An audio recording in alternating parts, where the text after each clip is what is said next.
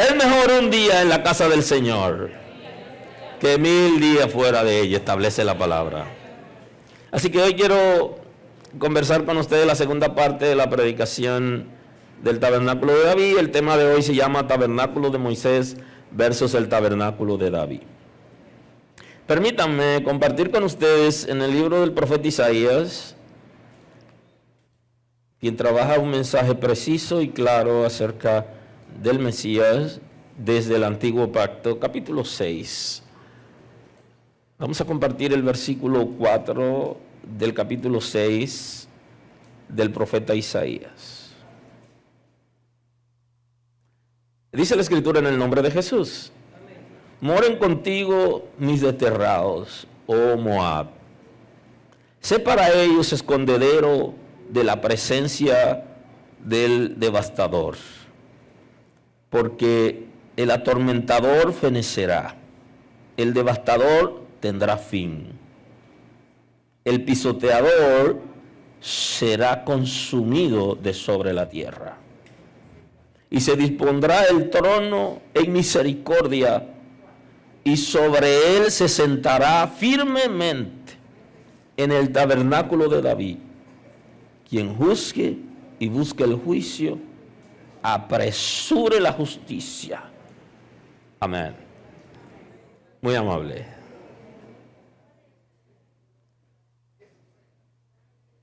Gloria a Dios. Hemos estado hablando de la alabanza en este mes y concluimos hoy. Yo sé que la predicación de hoy, de acuerdo al tiempo, no me va a dar para cerrar, pero voy a llegar a donde más pueda desenvolverme hasta que aprenda a jugar con el tiempo. Así que hemos estado conversando acerca de la alabanza, qué establece la Escritura, cuál es el diseño de Dios para el ser humano, cómo provocamos sin tener que forzar a la gente en las iglesias para que hagan profesiones de fe, como la gente le llama, o repitan oraciones sin tener necesariamente que obligar a la gente, sino que cuando la iglesia provoca que el Espíritu de Dios tome el control por medio de la alabanza, eso va a guiar a la gente al arrepentimiento. Y el Espíritu de Dios va a convencerlo de su miseria espiritual. Y que la iglesia no debe obligar a la gente, para nada, absolutamente, sino que debe provocar que el Espíritu de Dios convenza a la gente. Pero se nos hace más difícil cambiar la atmósfera y por eso queremos obligar a la gente. Y cuando viene un inconverso a la iglesia, queremos que se convierta y todavía no le hemos dicho qué es lo que significa convertirse. Porque ni siquiera los que están sentados al lado, que le están diciendo que se convierta, saben lo que significa eso. Y presionamos por eso, porque es más fácil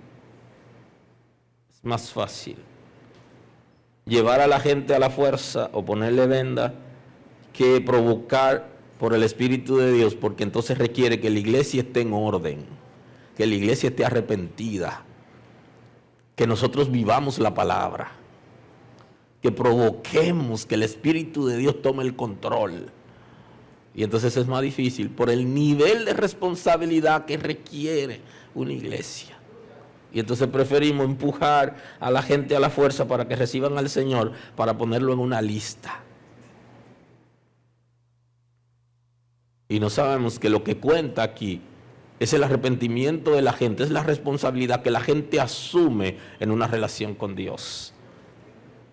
De cómo la gente, el Espíritu de Dios lo va a liberar de toda situación, ya sea de pecado, de espíritu, de costumbre. Porque he dicho antes que lo más difícil para la gente no es arrepentirse del pecado, sino es apartarse de alguna costumbre que tienen arraigada y que necesitan despojarse de ella. Entonces el Espíritu de Dios es que va a crear las condiciones para que eso ocurra, y nosotros como iglesia tenemos que provocar eso. Ahora, el tabernáculo fue un diseño de Dios. Usted le puede llamar casa, llámele tienda, casa de Dios, como le llaman algunos. El tabernáculo fue diseñado con el propósito de que se pueda alabar a Dios y hacer sacrificio por el pecado. Por eso hay una diferencia entre el tabernáculo de David y el de Moisés, y no quiere decir que el tabernáculo de Moisés sea superior o el de David sea superior, sino que en el tabernáculo se hacía lo mismo. Lo único que David añadió algo especial que no estaba en el tabernáculo de Moisés, y David lo hizo por su conocimiento, por la oportunidad que él como rey podía influir. Pero en el tabernáculo de Moisés estaba establecido que se hiciera sacrificio por el pecado y sacrificio de paz. De ahí que durante todo el tiempo había sacrificio, y en las noches se contaban las vigilias, ¿verdad?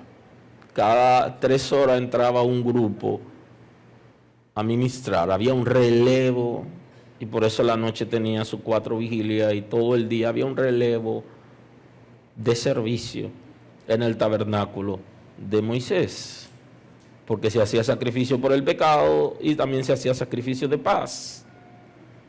Estaban las oficinas centrales de la administración del sumo sacerdote, quien estaba administrando todo el tabernáculo y quien hacía el horario de participación y de servicio y de actividad en el tabernáculo. Era todo un diseño organizado.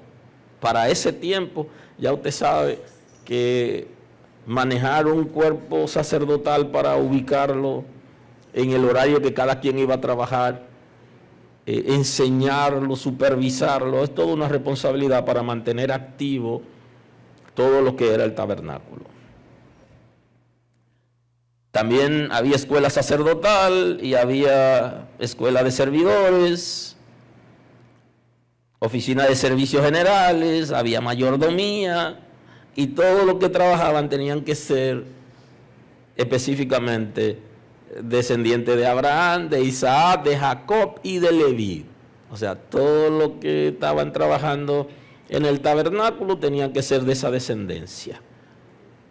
Y creo que cuando nosotros observamos lo que pasaba en Israel y cuál era la vida de ellos, es extraño que la iglesia de hoy quiera regresar al judaísmo, cuando justamente todo lo que pasaba allí era diseñado para el pueblo de Israel, para los descendientes de Abraham, y solamente en este caso del tabernáculo los descendientes de Leví estaban autorizados para participar.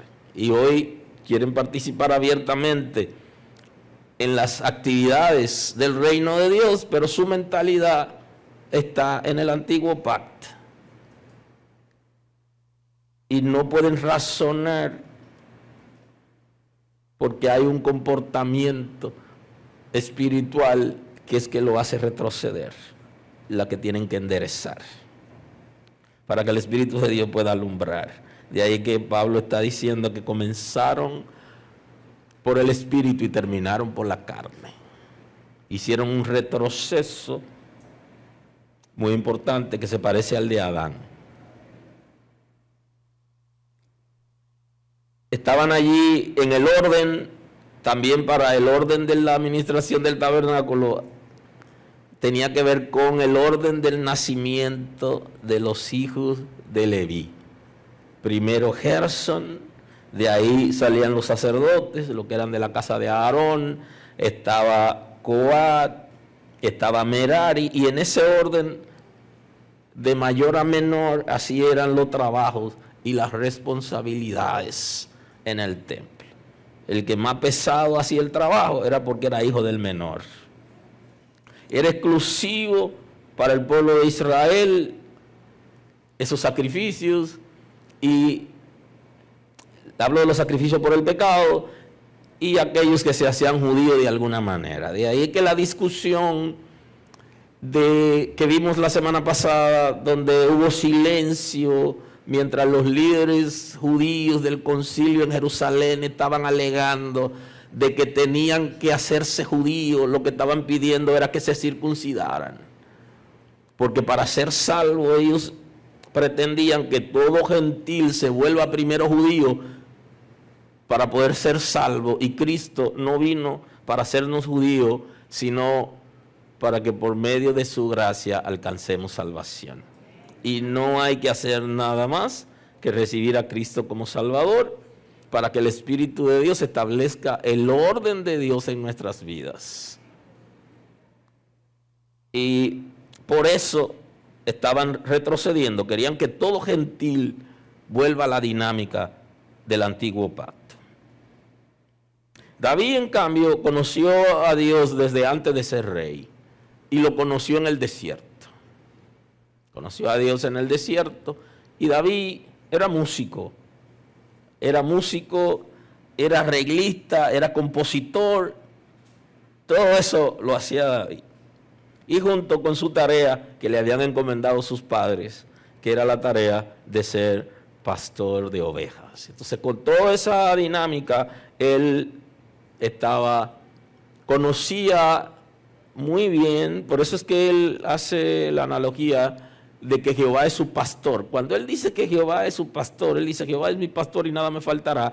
Él sabe hacer ese análisis porque él fue pastor. Y esa fue una canción escrita por él para cantársela a Dios. Una canción que le canta al Señor diciéndole cómo se siente él, porque Dios está a su cuidado, porque él sabe cómo cuidaba las ovejas. Y por eso él describe esa dinámica en alabanza.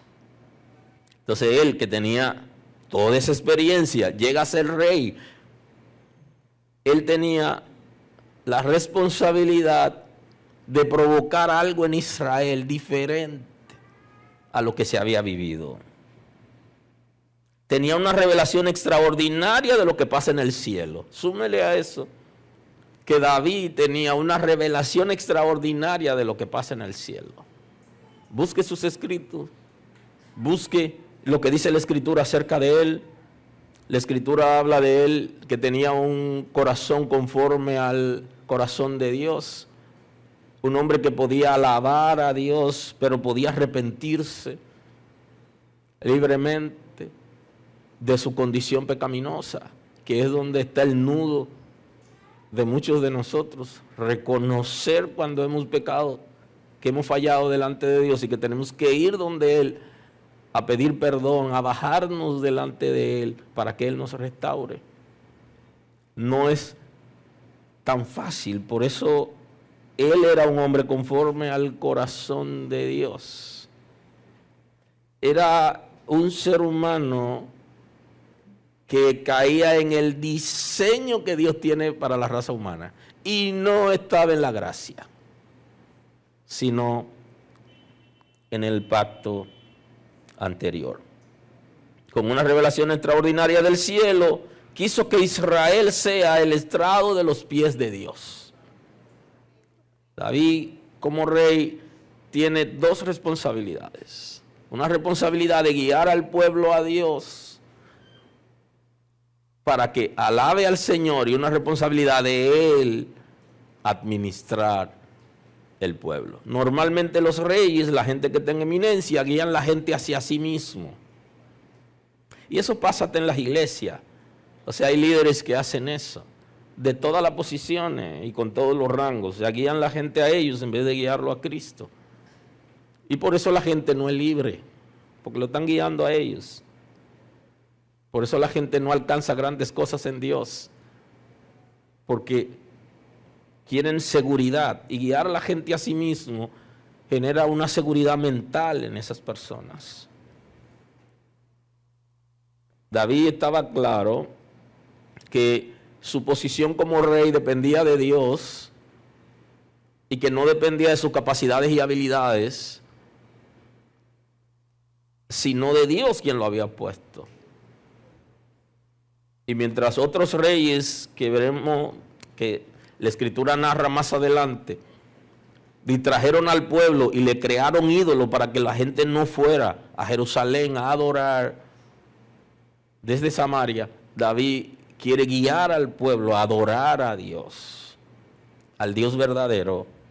Y por eso, él entonces, teniendo una revelación clara del cielo, sabe que Dios está sentado en el cielo, y él entonces dice, pero si está sentado en el cielo y Él es poderoso y está en todo lugar, entonces sus pies están en la tierra y sus pies deben estar en Jerusalén. Entonces se crea todo un engranaje para que Jerusalén, como ciudad del rey, pero no solo del rey de la tierra, sino de Jehová de los ejércitos, genere una alabanza desde allí que provoque que el Señor esté ahí, que no se mude de ahí. Por eso el texto en el Salmo, el libro de los Salmos, el 132:4 dice: no daré sueño a mis ojos, ni a mis párpados adormecimiento, hasta que haya lugar para Jehová, morada para el fuerte de Jacob. Y aquí en Éfrata lo oímos, lo llamamos en los campos del bosque. Entraremos en sus tabernáculos, nos postraremos ante el estrado de sus pies. Entraremos y nos postraremos ante el estrado de los pies del Señor, porque David tenía todo un deseo de que el pueblo de Israel alabara a Dios libremente, y que lo que pasa en el cielo, esa alabanza que sube de los seres creados y de los ángeles que viven en el cielo alrededor del trono de Dios, que Israel también lo pueda hacer. Y él sabía que una manera de alabar a Dios eran los sacrificios, pero también él había aprendido como músico y como escritor de canciones, porque no improvisaba David, sino que el Espíritu de Dios lo guiaba para escribir. Hoy improvisamos mucho y cantamos cosas que a alguien lo escuchamos cantar, pero no tiene nada que ver con alabanza, porque no estamos claros muchas veces de qué es lo que va a provocar que la gloria de Dios se manifieste. Y entonces David estaba claro de eso. Él introdujo la alabanza en el tabernáculo. Para eso creó escuela de músicos, creó escuela de música. David sabía que lo que se va a hacer para Dios había que hacerlo con excelencia, y creó escuela de música para todos los instrumentos que se conocían en ese tiempo puedan ser tocados en alabanza delante de Dios. Recopiló salmos y compuso alabanza. Recopiló algunos salmos que habían escrito otras personas en el pasado, y él compuso otras alabanzas. También los cantores, los músicos compusieron también, y en ese grupo se encuentran los hijos de Coré, que ustedes lo van a encontrar ahí en la Escritura, que también compusieron alabanza. Y no había todo un himnario, no el famoso himnario de gloria y triunfo, sino todo un himnario que es el libro de los Salmos, que se compuso para alabar a Dios libremente, para provocar la presencia del Señor y su complacencia. Y usted se busca cada salmo, tiene sentido, tiene un propósito, tiene una motivación para alabar a Dios. Y hay algunos que son diseñados exclusivamente para alabar a Dios. Y vimos uno de esos salmos al principio de esta predicación, donde está enseñando a la gente cómo llegar a la casa de Dios y cuál debe ser su estilo. Entrad por sus puertas con acción de gracias, alabad. Manda a alabar a Dios, pero no a un Dios cualquiera que el ser humano ha diseñado o creado, sino al Dios creador, al poderoso. Lo manda a alabar a Dios con todo un diseño de responsabilidad. Era todo un asunto bien formado, músico, educado para ser músico, cantores, preparado para eso, para alabar a Dios y provocar que el cielo se presente en Israel como el estrado de los pies de Dios. Que pase en Israel lo que estaba pasando en el cielo. Por eso es que el tabernáculo de David se menciona tanto. Y David provocó en la presencia del Señor que Dios hiciera pacto con él. Dios hizo pacto con David. Pacto que se convirtió en eterno, porque dice que de su descendencia siempre habrá alguien en el trono, incluyendo al deseado de las naciones que venía de la familia de Judá, de la tribu de Judá, de la familia de David. Una palabra extraordinaria que Dios le da, y David estaba comprometido con el Todopoderoso, con darle la excelencia, la dedicación y provocar que el pueblo alabe a Dios. Y por eso es que se menciona tanto el tabernáculo de David. David tuvo la visión real de quién es Jehová y lo que complace a Jehová. Y quiso que el pueblo aprendiera a complacer a Dios por medio de la alabanza y por medio de una vida correcta, para lograr que algo ocurra. Por eso el tabernáculo tiene dos etapas y se llama así: tabernáculo de Moisés y el tabernáculo de David, porque David marcó su época introduciendo en el tabernáculo la alabanza, que es un diseño para la iglesia. La iglesia es que más abierta, y por eso la iglesia debería entender el propósito de su compra, porque la iglesia ha sido comprada a precio de sangre, le pertenece al Señor, y debe estar claro y seguro. Deben estar claros y seguros los creyentes de cuál es su compromiso. Se dividió en dos etapas el tabernáculo. La iglesia debería ser la señal de la restauración del tabernáculo de David. Y digo debería, porque la iglesia tiene un propósito, pero muchas veces nosotros nos reunimos sin propósito. Y lo que va a hacer que nosotros logremos el propósito de Dios es cuando estemos claros por qué nos reunimos. Nos reunimos cada vez que nos juntamos. Inclusive escuché a alguna gente preguntando, y cuando uno llega a la iglesia, ¿por qué hay que orar? O sea, ¿qué importancia tiene eso? Sí, oramos en todo lugar, y cuando venimos a la casa de Dios igualmente lo hacemos, pero oramos por la salvación de la gente, por la liberación de la gente, por fortaleza. Oramos para que las cosas que ocurran en el lugar que hemos elegido para reunirnos, el Espíritu de Dios la guíe, que haya transformación, que la atmósfera cambie, y cuando llegue un pecador, una persona que no conoce a Dios, sea convencido de su miseria espiritual. Que el Señor use a todos los que participan. El Espíritu Santo gobierna la iglesia.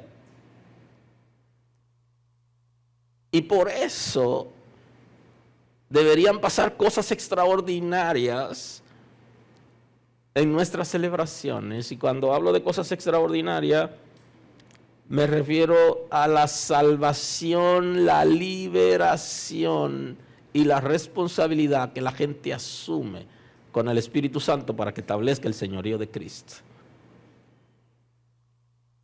Eso debe ser lo básico. Lo otro es añadidura y se presenta. Por eso en el Salmo 99 dice: exaltad a Jehová nuestro Dios y postraos ante el estrado de sus pies. Postrémonos. Él es santo. Moisés y Aarón entre sus sacerdotes. Samuel entre los que invocaron su nombre. Invocaban a Jehová y Él les respondía. Columna de nube hablaba con ellos. Guardaban sus testimonios, el estatuto que le había dado. Jehová Dios nuestro, tú le respondías. Fuiste un Dios perdonador, retribuidor de sus obras. Exaltad a Jehová nuestro Dios, postrados ante su santo monte, porque Jehová nuestro Dios es santo. Así se refiere el salmista en una de esas canciones delante de Dios para provocar su presencia. Y menciona de la misma manera que te le apareciste a Moisés, que respondía a los sacerdotes, al profeta Samuel. De esa manera responde, muestra tu gloria. Aleluya. Y llama al pueblo en la alabanza a postrarse delante de Dios. El hombre conforme al corazón de Dios nos da cátedra de alabanza, porque sabe lo que agrada a Dios. Él sabe lo que agrada a Dios a tal punto que Dios se complace en él y le llama, que tiene un corazón conforme al de Dios. Y Él nos enseña cómo provocar que la gracia, que la misericordia de Dios estén con nosotros. Y lo hace por medio de la alabanza. Nos enseña cómo conquistar el corazón del Señor para acelerar las cosas. Porque muchos de nosotros hemos aprendido el evangelio de las peticiones. Y cuando yo conocí al Señor, todo el mundo tenía una lista. Yo, como no tenía mucha necesidad más que de comida, yo no hice lista.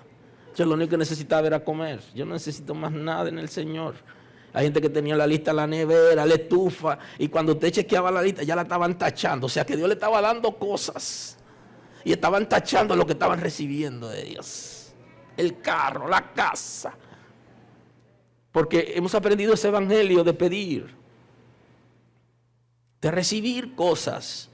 Y las mejores predicaciones para la gente y donde la gente se ve en gloria es cuando le están estableciendo cosas materiales y le están enseñando a conquistar cosas materiales, que hay manera para hacer eso.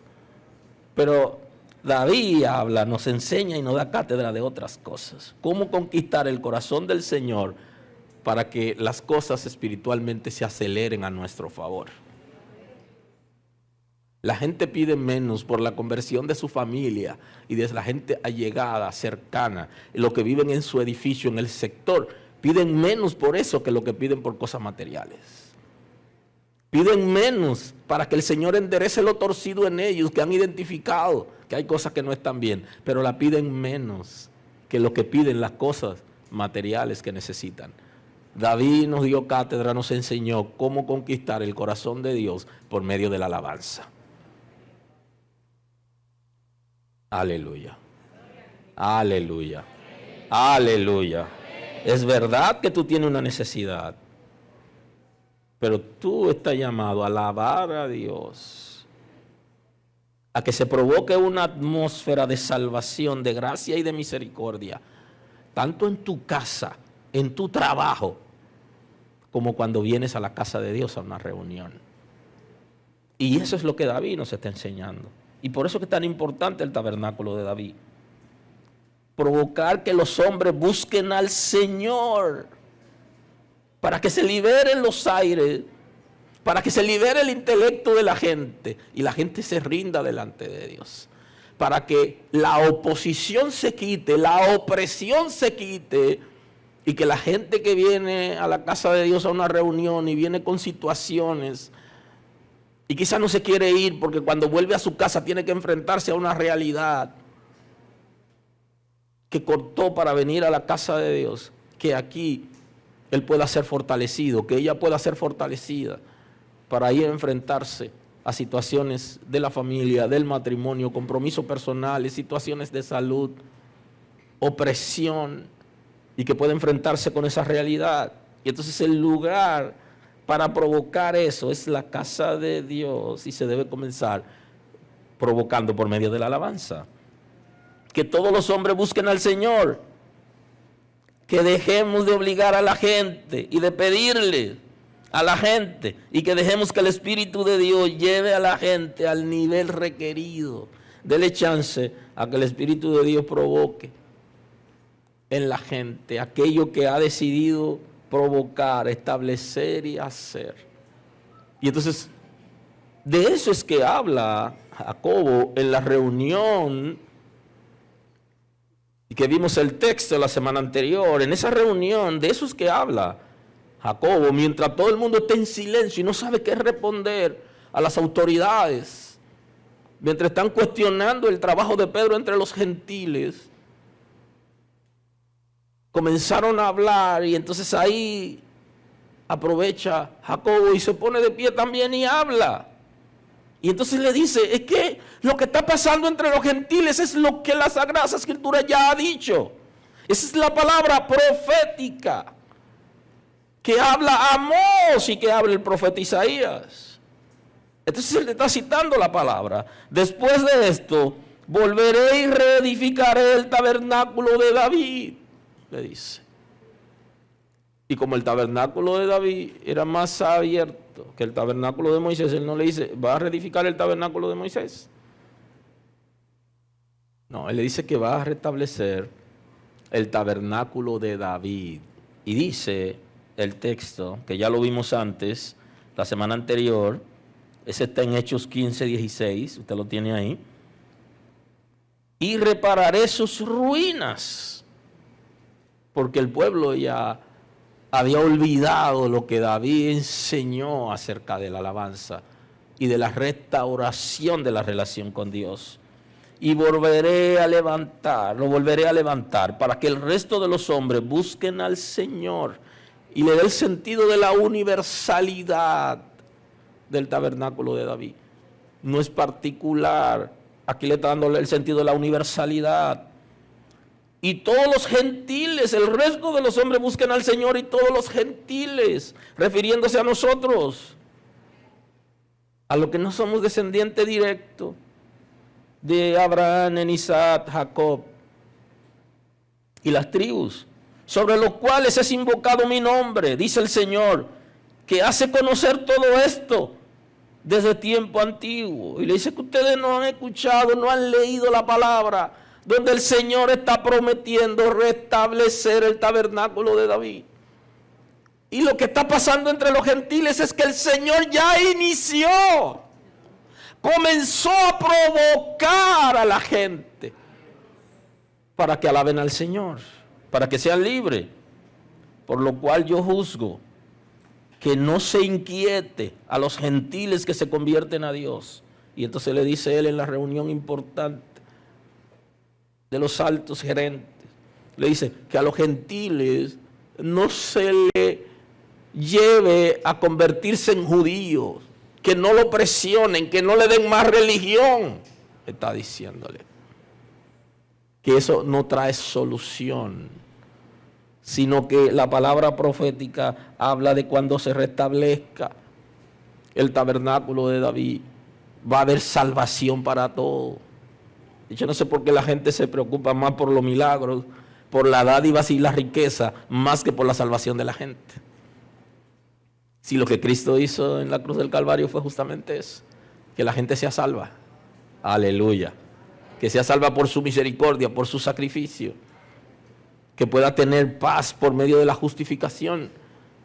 Y que el ser humano tenga una vida con sentido. Por lo cual yo juzgo que no se inquiete a los gentiles que se convierten a Dios, que no lo juzguen, que no lo inquieten a los gentiles que se convierten a Dios, sino que se le escriba.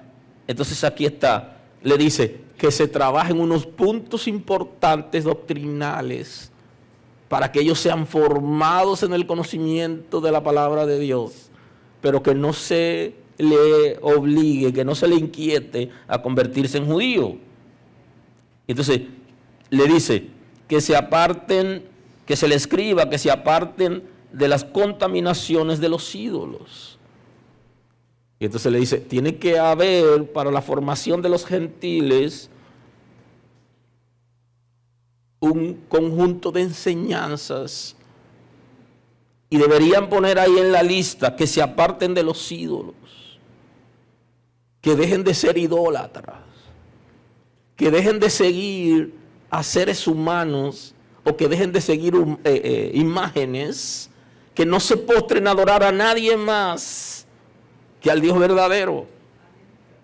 Que tengan como responsabilidad que cuando reciban al Señor boten los ídolos y los saquen, incluyendo los del corazón, que son los más difíciles de sacar.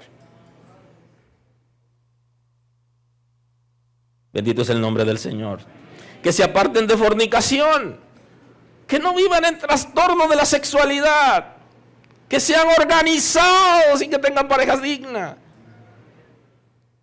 Se está trazando puntos importantes para que puedan instruir a los gentiles que no conocen a Dios y que ya recibieron al Señor, y en vez de decirle conviértanse en judíos, le dice, vamos a enseñarle la palabra, vamos a enseñarlo a vivir para Dios, que se guarden de ahogado y de sangre.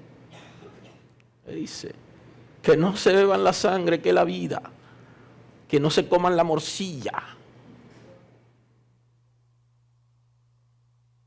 Aleluya. Y que no se coman, que no coman cosas ahogadas, animales ahogados. Es lo que le dice en los puntos clave para que ellos, refiriéndose a los gentiles, puedan vivir para Dios. Y entonces, cuando Amós hace referencia a la profecía del tabernáculo de David, hay algo que llama la atención, que debería pasar si nosotros restauramos por medio de la alabanza lo que Jacobo está defendiendo allí en Israel. Una manera de decirle a los líderes, a los gerentes, los administradores, una manera de decirle cómo tratar a la gente, pero que lo que está pasando entre los gentiles, Dios lo hizo, Dios lo está haciendo, es Dios que está salvando. Pero ¿qué fue lo que pasó allí? Usted se lee en el libro, capítulo 10 del libro de los Hechos, y se va a dar cuenta que Pedro lo había mandado a buscar para llegar a la casa de Cornelio, y que estando allí en la casa de Cornelio dio un mensaje de la palabra del Señor, porque Cornelio lo había mandado a buscar porque el Señor se le reveló. Y mandaron a buscar a Pedro, y Pedro se resistió. Y el Señor lo convence de que no llame inmundo lo que él había santificado. Entonces le está diciendo a Pedro que no llame inmundo a quien Dios había santificado. O sea que Dios, Cristo había derramado su sangre también por los gentiles. Y ya no era necesario que los gentiles sean judíos para ser salvos. No tienen que volverse a la religión. Y entonces Pedro, mientras enseñaba la palabra, el Espíritu de Dios trabajó en una manera extraordinaria, provocando el arrepentimiento entre los gentiles. Y esto le cuesta a Pedro una reunión de esta naturaleza. Y entonces, cuando está citando Jacobo el tabernáculo de David, de su restauración, es importante que observemos que también Amós, que esa lectura la tuvimos la semana anterior, en aquel día yo levantaré el tabernáculo de David, en el 9:11 de Amós, y cerraré sus portillos y levantaré sus ruinas. Lo edificaré como en el tiempo pasado, para que aquellos sobre los cuales es invocado el nombre, se ha invocado mi nombre, posean el resto de Edom. Y a todas las naciones, dice Jehová, que hace esto, para que tanto los edomitas, los descendientes de Saúl, como el resto de las naciones, se han alcanzado.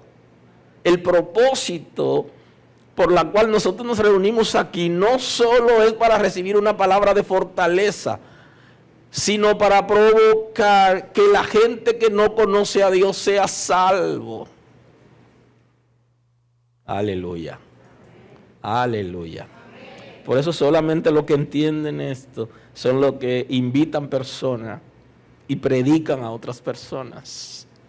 Porque saben que esto no es solo para nosotros y que no podemos adueñarnos de lo que hemos recibido, sino que es universal, que Dios es universal, no solo de nosotros.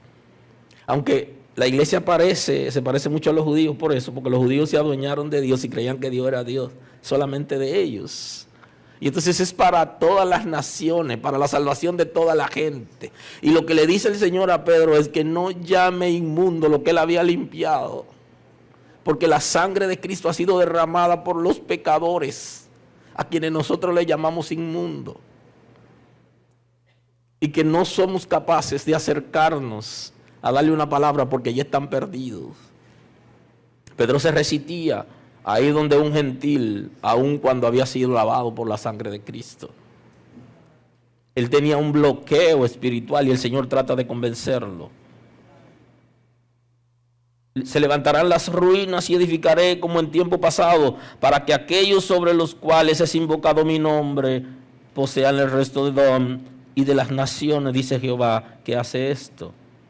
Y entonces ahí narra acerca de cómo se acelera el aceleramiento extraordinario que pasará en una congregación que puede levantar alabanza al Señor, que se endereza lo torcido, que la gente se arrepiente, comenzando por nosotros mismos, que comenzamos a llorar en la presencia de Dios. Por eso es que el mensaje que trae de avivamiento el profeta,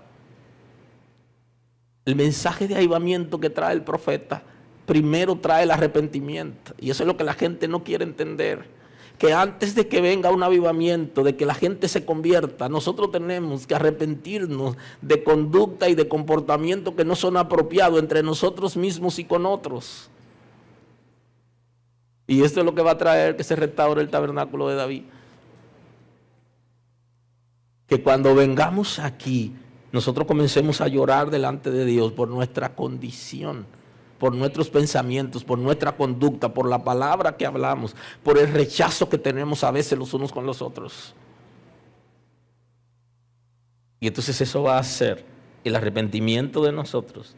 La alabanza va a subir y va a producir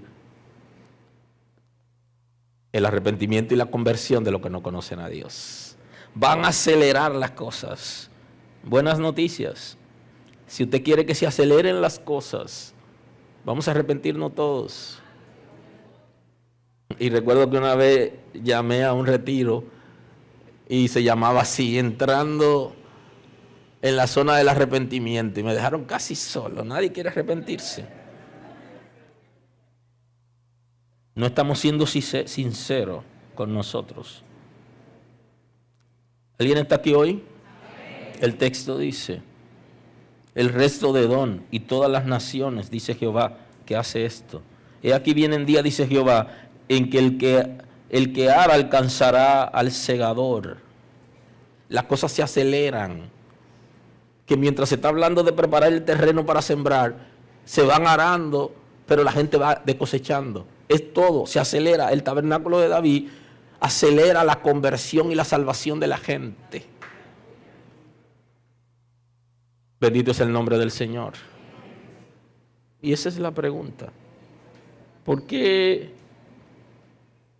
la gente no se está convirtiendo? Aquí está la respuesta.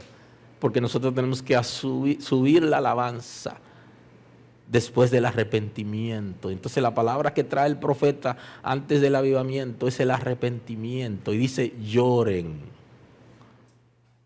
en la presencia de Dios. Y dice: salga a todo el mundo, incluyendo los recién casados. Todos salgan. los que estaban vedados, los que tenían oportunidad para quedarse si había guerra, le dice, salgan todos, lloren los ministros del altar, entre la entrada y el altar. Entonces es oportuno que para que suba la alabanza en la presencia del Señor, primero nos arrepintamos. Primero reconozcamos que hay cosas que no están bien entre nosotros. Segundo, nos reconciliamos uno con otros. El día que eso pase, que usted vea a la gente llorando aquí, pero no di que llorando, porque ay, que yo siento el fuego, no, llorando porque se están pidiendo perdón los unos a los otros, usted diga, aleluya, aleluya. Y entonces cuando terminemos de llorar, entonces la alabanza puede subir. Mire, hay una manera de resistir lo que Dios quiere hacer, y es odiando y siendo líder. Una manera de resistir lo que Dios quiere hacer es viniendo a esta casa y rechazándonos unos con otros y creyéndonos superior y no tolerarnos unos a otros. Eso es resistir. Y entonces lo del tabernáculo de David, la dinámica es que acelera todo cuando se levanta, cuando se restaura. Donde todos nosotros enderezamos lo torcido en nuestra casa y venimos en el camino enderezando cosas torcidas, y cuando llegamos aquí enderezamos lo torcido entre nosotros. Y entonces luego la alabanza va a subir. Y entonces ahí es donde se va a provocar la conversión de la gente. Y a eso que se refiere el profeta. Y aquí viene el día, dice Jehová, en que el que ara alcanzará al segador y el pisador de las uvas al que lleve la simiente. Alguien va a llevar la simiente, la semilla para sembrarla, y el otro está machacando las uvas, porque todo está acelerado. Es tirando la semilla y cosechando. Y entonces necesitamos que pueda restaurarse un espacio donde nosotros hemos decidido para reunirnos, para alabar al Señor, que pueda restaurar las ruinas. Pero para eso tenemos que asumir un compromiso. No se mienta a usted mismo, no se mienta a usted misma. Hay cosas que hay que enderezar. Y hay comportamientos de los que tenemos que arrepentirnos. Y hay intolerancia que tenemos que sacrificar para comenzar a tolerarnos, para que eso pueda pasar. Y los montes destilarán mosto, y todos los collados se derretirán. Una iglesia arrepentida, que endereza lo torcido, que nos toleramos unos a otros. Inclusive la cena del Señor, que se da los primeros domingos de cada mes, lo que nos está enseñando es eso, que somos el cuerpo de Cristo y que nos comamos unos a otros, que nos toleremos unos a otros, que seamos capaces de pasarnos unos a otros. Los montes se van a derretir, van a tener mosto, todos los collados se derretirán, la obra se completará cuando todos nosotros asumamos una responsabilidad de restaurar la alabanza para que pueda ocurrir lo que Dios ha diseñado. Pero antes de restaurar la alabanza, necesitamos enderezar cosas. Y segundo, hacerlo para Dios conforme a su diseño.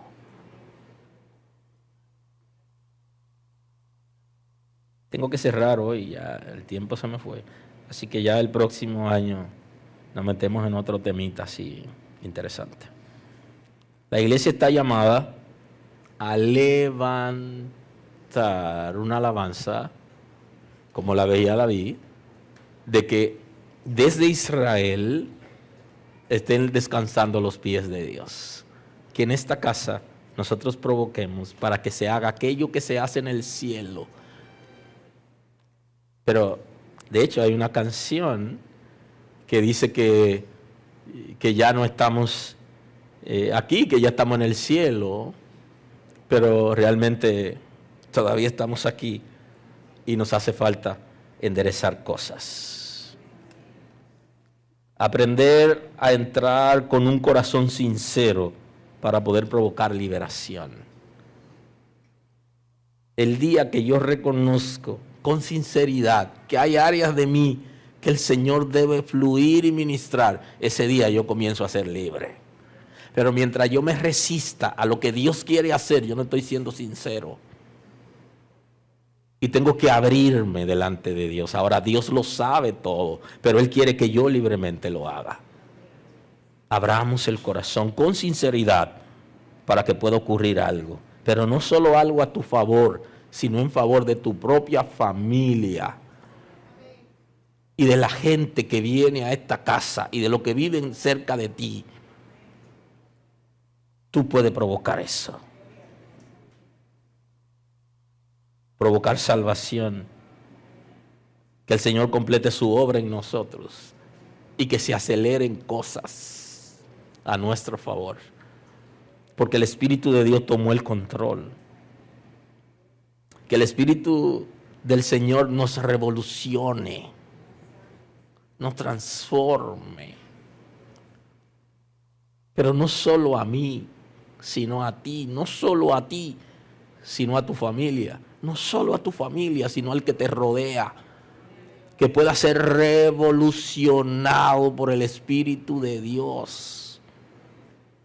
Y entonces la alabanza que va a provocar algo es la del corazón sincero. Del que se ha arrepentido. Por eso es que el pueblo de Israel, en el tabernáculo justamente, nos encontramos con la fuente del lavacro, donde antes de ministrar había que lavarse, como una señal de que sus pecados se estaban quedando antes de ministrar delante de Dios. Y si alguno cruzaba que no era sincero, se moría. Pero eso era allá. La muerte de aquí es espiritual, no es física. Porque antes de ministrar, usted tiene que ser sincero con Dios. Usted tiene que mirarse en el espejo, pero no para saber que todavía usted está ahí, sino para usted verse interiormente por medio de la introspección. Un análisis importante de qué cosas están torcidas y presentársela a Dios para que el Señor entonces pueda limpiarla. Y entonces cuando la alabanza sube, esa es la alabanza que restaura, que transforma, que provoca, que cambia la atmósfera para que algo pase. El que estemos de acuerdo, yo contigo, tú conmigo, pero tú con el que está al lado de ti, yo con el que está al lado de mí. Que estemos de acuerdo. Y no que estemos hablando cada uno para su lado.